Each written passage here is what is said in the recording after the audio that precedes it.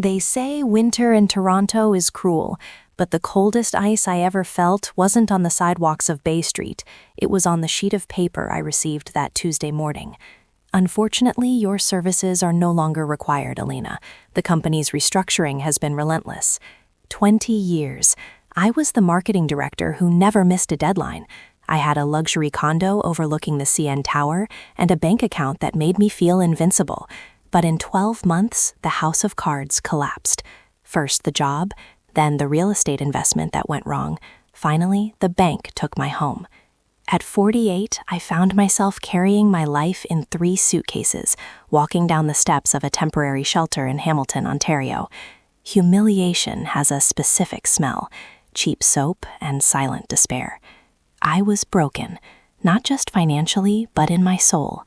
Until one gray afternoon near Main Street, I saw a little boy.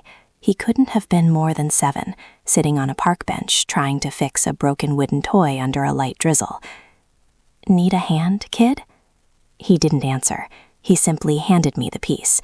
His eyes were a mirror of my own ruin. I later found out he was living in the same shelter. His name was Leo. Leo didn't speak, but he watched. We started fixing things together, small discarded objects we found on the sidewalks of Hamilton.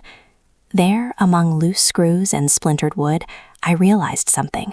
If I could restore dignity to an old chair, maybe I could restore my own.